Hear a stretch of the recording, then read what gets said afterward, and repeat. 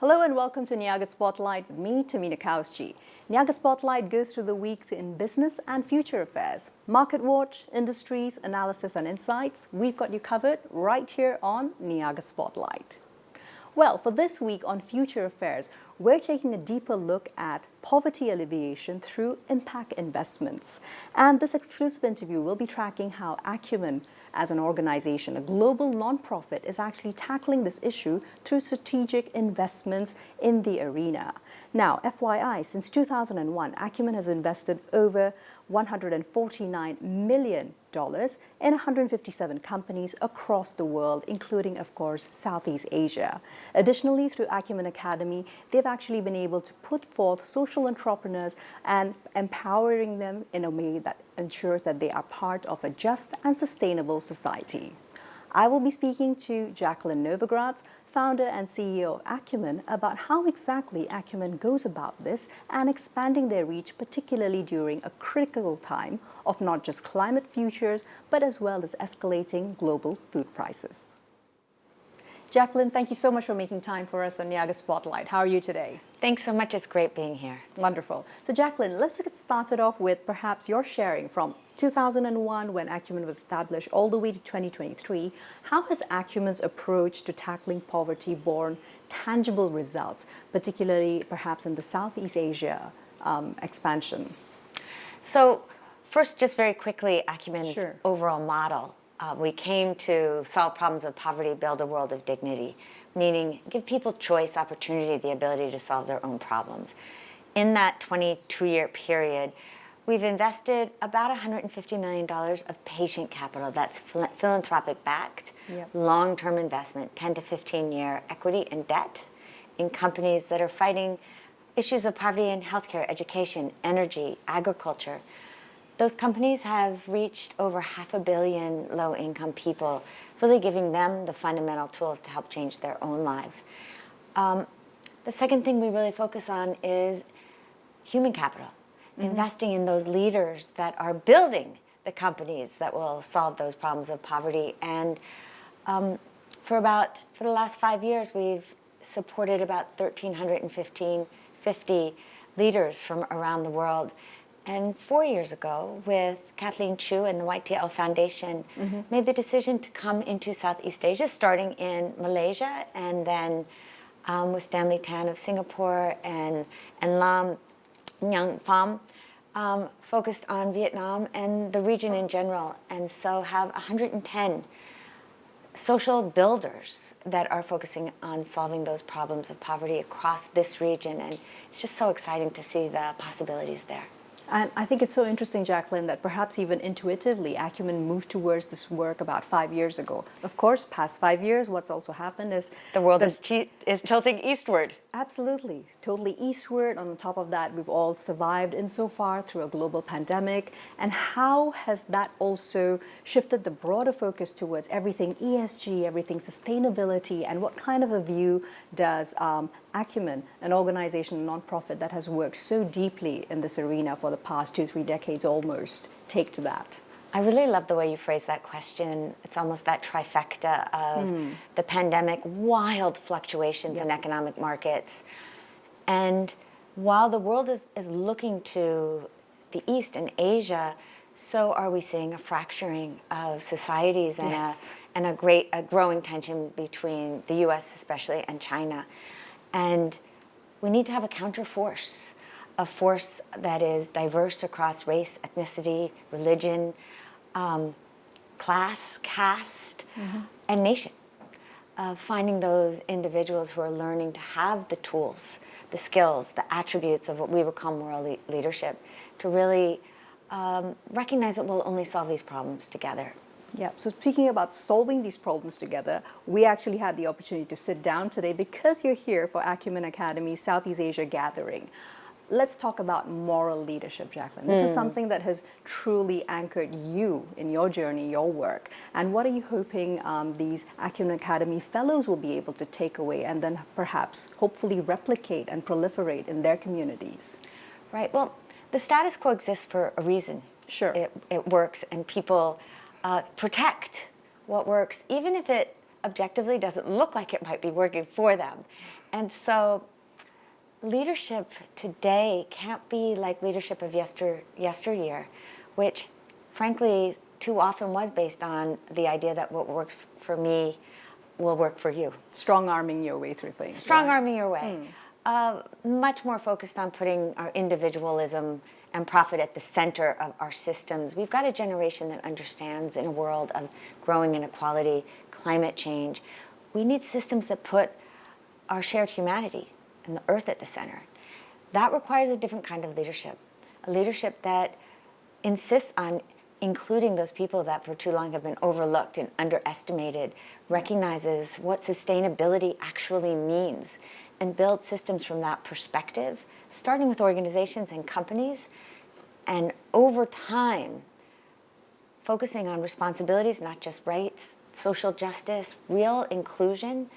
I do believe changes society, and my dream is in 15 or 20 years, we will see these individuals leading organizations, companies, government ministries, maybe heads of state, who know their countries, who know how to have difficult conversations, not only within but across.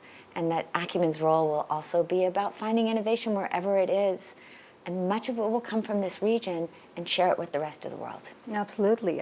Just speaking of this region alone, numerically, we have around 213 million youth just in ASEAN. So taking the conversation forward, Jacqueline. Now, of course, it's been a very challenging year, pandemic-related economic recovery, and one of the anchors through all these global headwinds, including climate, absolutely, is food security, whereby we've seen food inflation stay at above 5%, particularly in this region. And what role do you feel empowering local communities actually plays in a more food secure future for those who are least served and truly need it? I really love that question because, as you said, we're seeing not only in Southeast Asia but across the world, our smallholder farmers suffering not only COVID, but the high fertilizer because of what Russia and Ukraine. We are interconnected as a world, and the people who are losing the most are the poor, most of whom are smallholder farmers. And that includes Southeast Asia. Acumen's overall approach to agriculture in climate puts the farmer at the center. And what's exciting is to see examples of that here in Southeast Asia. We have a fellow called Tay who works in Eastern Malaysia with a nonprofit organization focused on peace, essentially. But he's working with a very deep way of looking at intercropping, an idea he got from Brazil to help smallholder farmers grow many different kinds of crops within the context of forest. And the results already have been almost miraculous. How do you build from that so that the farmers have the agency, the dignity to solve their problems?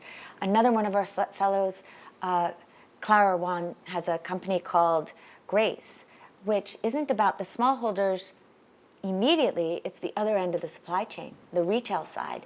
We have so many surplus foods, whether it's we throw away foods after the sell-by date or slightly bruised vegetables and fruits. She's taking all of that from the farmers, selling it at a lower cost retail, and has a wonderful restaurant to show and change attitudes around how we can create deliciousness and affordability to make better use of the foods that we do have, because it's not just a production problem that we face as a world, it's a distribution problem. Yes, absolutely. And it's so heartening because small-scale farmers, they globally receive not even 2% of global climate finance. Moving along, Jacqueline, now Acumen is responsible for nearly $243 million in assets under management via for-profit funds, as you'd mentioned, impacting close to 500 million people. Now, of course, carbon insetting is now the new focus of companies as opposed to carbon offsetting. Acumen's perspectives on this, I really wanted to dig a little deeper on this. So we work in very low-income communities. Correct. That have not really contributed to the environmental crisis, and yet are hardest hit by climate change. Yes. And so we're focused both on how do we support and frankly bring more value to those, mostly women, who are doing the job of not cutting down trees by getting them much more affordable and efficient cook stoves, for instance, reducing their wood consumption by 50 to 60%, and using carbon credits as a way of reducing the prices of those cook stoves, sometimes from $40 to $5.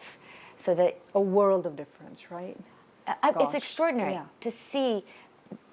And you're taking the value not for the company, but for the women who are actually doing the work and who are the most impacted.